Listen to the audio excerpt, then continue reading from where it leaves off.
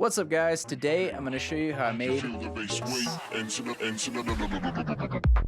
make the rage shake. Run with coke, no champs in the rave. Crowd go mad with the baseline drops. It's a vibes in thing. No go, it's a drop. We make the rage shake. This one here will make your face change. You feel the bass weight. Enter the room, put on your screw face. What's up guys, I'm Nofsky. Thank you so much for having me on the channel. Today I'm going to show you how to tech house like Fisher. And as a thank you for having me, I do have a special gift for you guys at the end, so definitely stay tuned. Let's jump in. So first things first guys, I think the whole reason you even clicked on this video is to know how to make this bass sound, and this is what it sounds like.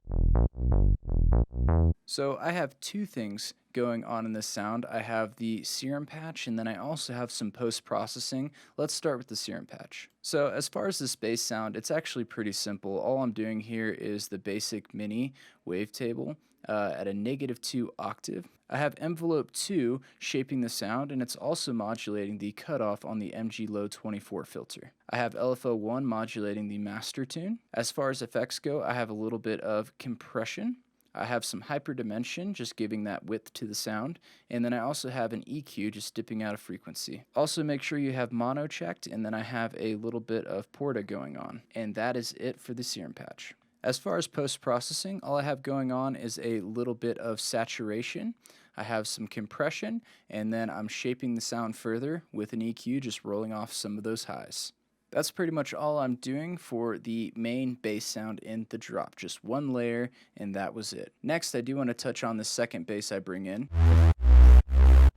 And this bass is really cool. It kind of has that old school raver detuned saw. I achieved this with 3 patches. First off, I have a sub, then I have a saw stab, and then I have a more mono sound. This is what the saw stab sounds like.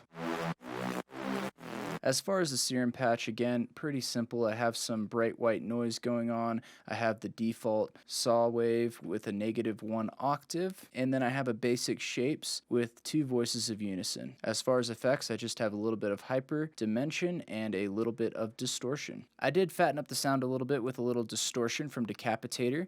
I'm cutting the sub-frequencies out with an EQ. Then I'm making the sound a little more stereo with microshift. The next sound I have in this is this sound right here. As far as the serum patch, I'm just using the DS saw and try, -1 on the octave, and that is it. I have a little bit of tape saturation for effects. I beefed up the sound further with a little bit of distortion from Decapitator, and that pretty much wraps up that sound. This is it all together. The last bass I want to touch on is the bass in the build, and this is what it sounds like.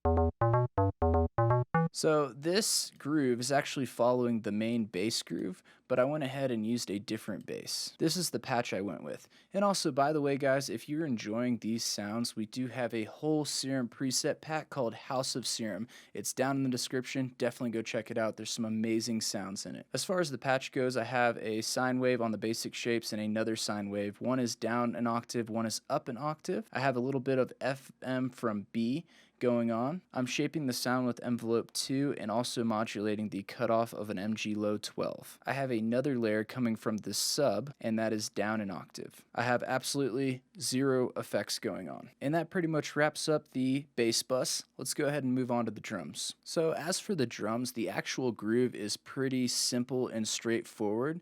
The thing that I believe sets Fisher's drums apart is the sounds he chooses and also the level of saturation and compression he utilizes. So these are the samples I went with. This is our kick. We have a snare, we have a clap, and then we have our hi-hats and perk loops. Besides those samples, I do have a little loop that I found on Splice that I'm using for the build, and this is what it sounds like. Now, for the actual drum groove, it is the classic 4 on the floor kick, boots and cats rhythm. Now, where the magic happens, like I mentioned before, is in the post-processing. So first thing in the chain is a little bit of Saturn on the warm tape setting, and I have the drive knob to 33%, and now this is what gives the drums that crunch. Now, after the saturation, I went ahead and used a compressor, and these are my settings for that, and I'm just really compressing those drums to capitalize on that crunch. This is what the drums sound like together.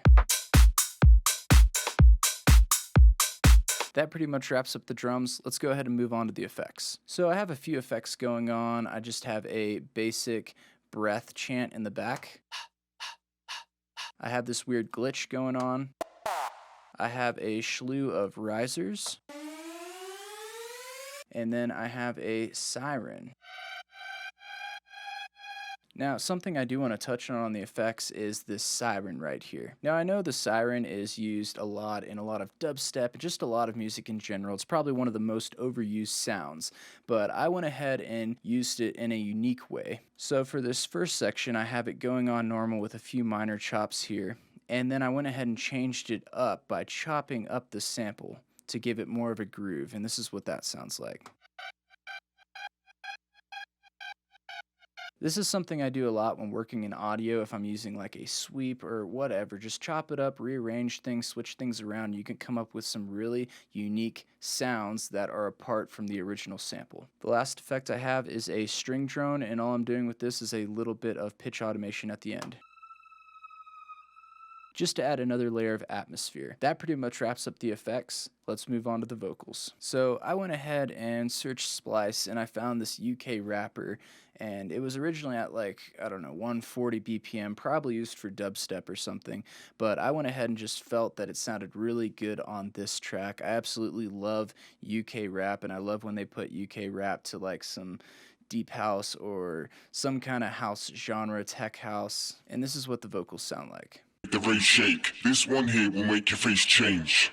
You feel the bass weight, enter the. Now all I did on these vocals was I added a little pitch automation there at the end, and then I went ahead and added some side chains so it kind of got out of the way of the kick to create a bigger impact. Besides that, I do have a little vocal chop on the second part of the drop.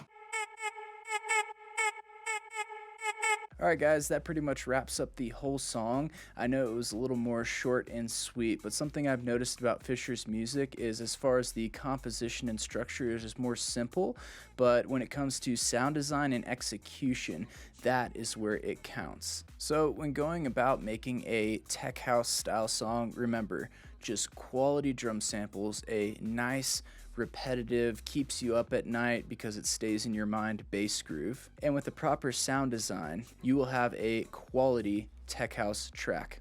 I hope you guys learned something in this video today. Again, thank you for having me on the channel. I did not forget about that free special gift. It is a free template, the same exact template you see me use in my videos. We have a whole video explaining why you need this template and how it's going to help you start and stay in the creative flow. So if you haven't, definitely go check out the links down below. We have a lot of really cool stuff that is going to help you in your music production career. Don't forget to like, share, and subscribe. Click that notification button because I will be on the channel once a week, and I look forward to hanging with you guys next week. Y'all have a blessed day. Peace. Enter the.